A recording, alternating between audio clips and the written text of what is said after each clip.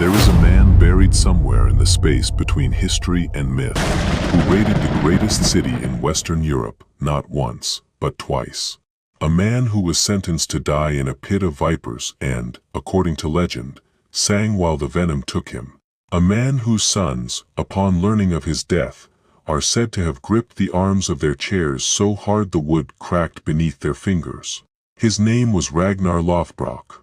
And whether he was one man, several men fused into a legend, or something in between, the world his name conjured was terrifyingly, undeniably real. This is not the version from the television show. This is not the sanitized textbook footnote. This is the actual story, pieced together from chronicles written by the very people who watched their world burn. The raids. The kings who paid ransoms in silver just to survive another season. The sons who turned grief into an invasion that reshaped an entire island. And the question that still splits historians into opposing camps to this day. Was Ragnar Lothbrok a single, extraordinary man? Or was he the accumulated ghost of an entire violent age, given one convenient name? Let's start with the problem, because there is one, and it's a serious one. Every historian who takes Ragnar Lothbrok seriously runs into the same wall almost immediately.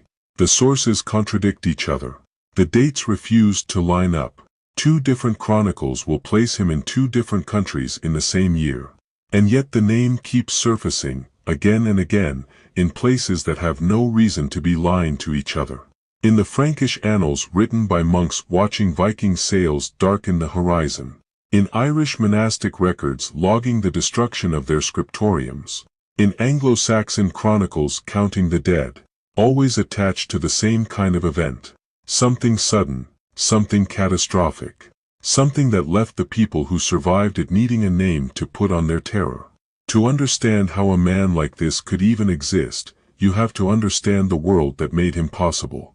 The 8th and 9th centuries were not a stable time in Western Europe.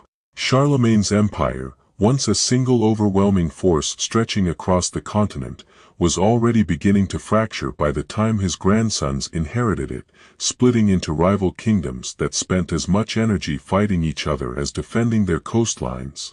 England was worse off still. It wasn't a nation. It was a patchwork of competing kingdoms, Northumbria, Mercia, East Anglia, Wessex, each with its own king, its own rivalries, and often an active willingness to see a neighboring kingdom suffer if it meant their own survived. Neither side was unified. Neither side was ready. And into that fractured, distracted world came a people who had spent generations mastering something nobody else in Europe had fully understood yet. The open sea as a highway, not a barrier. The Viking longship was, without exaggeration, one of the most advanced pieces of engineering in the early medieval world. Shallow drafted, flexible hulled, capable of crossing open ocean and then turning around and sailing miles up a river that no war fleet had any business navigating.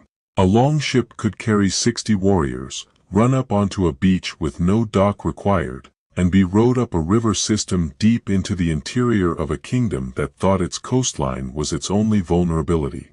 This was the technology that turned isolated coastal raids into something else entirely, strategic, deep penetration warfare, decades before anyone in Francia or England had a word for it. And that technology, in the hands of a culture that treated raiding as both economic strategy and personal glory, is what makes the legend of Ragnar Lothbrok not just plausible, but almost inevitable. His name itself tells you where the myth begins to take shape. Lothbrok, or Lodbrok in Old Norse, translates to shaggy breeches. According to the sagas, he earned the nickname as a young man after killing a monstrous serpent, a giant snake terrorizing a neighboring kingdom, by wearing trousers soaked in tar and rolled in sand, thick enough to blunt the creature's venomous bite. That's the legend. It reads like folklore because it almost certainly is. But here's the detail that should stop you before you dismiss the whole story as fantasy. Nearly every major scholar who studies this period agrees that there was, in some form, a real and formidable Viking leader active in the 8th and 9th centuries, whose deeds were so overwhelming that they eventually absorbed the deeds of other men into a single name. Think of him as the Viking Age's answer to Robin Hood, a legendary container built to hold every impossible raid, every audacious victory, every act of violence so extreme that ordinary people needed one man to blame for it. And here's what makes that theory more compelling, not less. The deeds attached to the name actually happened. They are documented, dated, and cross-referenced by people who had no reason to invent them. In the year 845, a Viking fleet turned into the mouth of the Seine River and began rowing toward Paris. Paris in 845 was not the city you're picturing. It was a fortified settlement centered on the Île de la Cité, an island in the river protected by walls, bridges, and the army of Charles the Bald, grandson of Charlemagne himself. The fleet that approached it, led by a commander several Frankish sources name as Ragnar, numbered somewhere around 120 ships, carrying an estimated 5,000 to 6,000 warriors.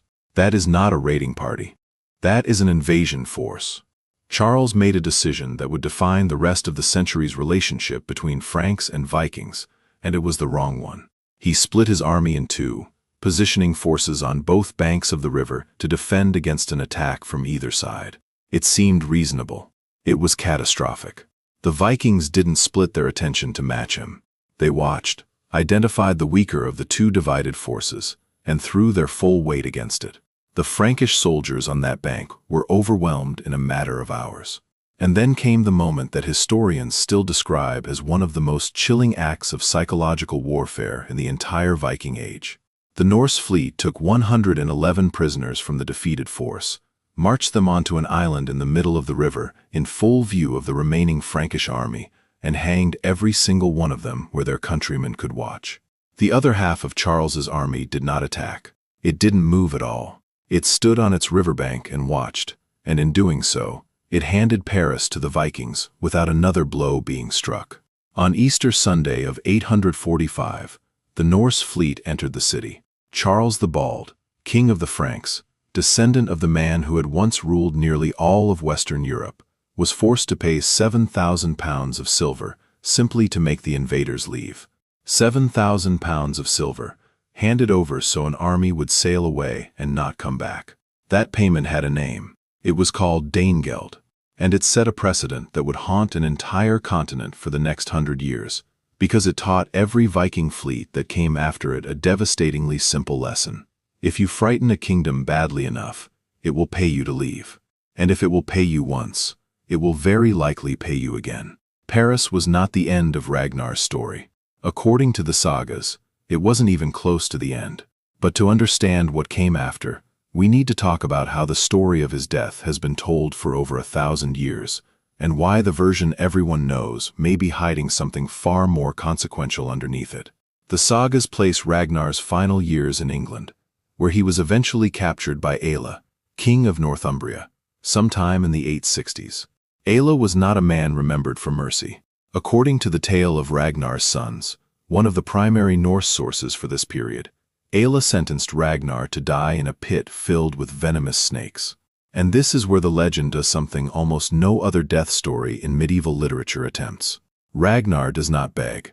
He does not scream. According to the saga, he laughs, and then he sings, delivering what's known as his death song, sometimes called the Crackhamel, a recitation of every battle he had ever fought, every kingdom he had ever humbled, right up until the venom finally silenced him. His last words, as the saga records them, were a warning wrapped in a taunt. How the little piggies would grunt, he said, if they knew the fate of the old boar. The little piggies were his sons. Most serious historians are deeply skeptical that this death happened exactly as described. Some doubt it happened at all, at least not to this specific man, in this specific way. But here's the thing that should make you lean forward instead of dismissing it. And here's the part of this story most channels skip entirely. Whether or not Ragnar himself died in that pit, something happened around this time that is not legend. It is recorded, dated, and cross-checked across multiple independent chronicles. And it is, without question, one of the most consequential invasions in the history of the British Isles. Before we get to that invasion, I want you to sit with something for a moment. Everything we've covered so far, the raid on Paris, the Danegeld, the pit of snakes, All of it happened before the part of the story that actually changed the map of England forever. If you've made it this far, you already understand why this name has survived over 1,000 years of retelling. Stay with me, because what happens next is where the legend stops being about one man and becomes about an empire's worth of consequences. And if stories like this are the kind of history you want more of, now's a good moment to hit subscribe, because we're about to go somewhere very few channels are willing to take you. In the year 865, a force arrived on the eastern coast of England, unlike anything the Anglo-Saxon kingdoms had ever faced. The Anglo-Saxon Chronicle calls it the Great Heathen Army, and unlike the death of Ragnar himself, there is nothing legendary about this. This is documented history, cross-referenced across multiple independent sources, and it is almost universally accepted by historians as a real, massive, coordinated military campaign. This was not a raiding party, looking for silver and a quick escape. This was an army that had come to conquer, and according to the sagas, it was led by the sons of Ragnar Lothbrok, arriving with one stated purpose: vengeance for their father. The sons themselves are worth knowing individually, because each of them became a legend in his own right, and together they didn't just avenge a father, they dismantled an entire political order. Ivar the Boneless is the most infamous of them, a commander whose nickname has been debated by historians for over a century. Some believe it referred to a genuine physical condition, possibly a connective tissue disorder that left him unable to walk unaided, forcing him to be carried into battle on a shield, a detail that makes his reputation as one of the most feared tacticians of the age even more remarkable. Others believe the name was a euphemism, or a mistranslation entirely. What isn't debated is his effectiveness. Ivar is credited as the primary strategic mind behind the Great Heathen Army's early campaigns, and he would go on to found a dynasty that ruled the Viking kingdom of Dublin for nearly a century after the English campaigns were finished.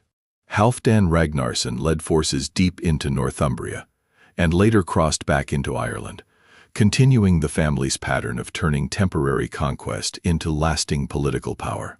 Ubba commanded alongside Ivar in some of the army's earliest and bloodiest victories. Sigurd Snake in the Eye, named for a distinctive marking in his iris that the sagas describe as resembling a serpent coiled around the pupil, is remembered less for individual campaigns in England, and more as one of the figures who tied the family's mythology directly back to their father's legend.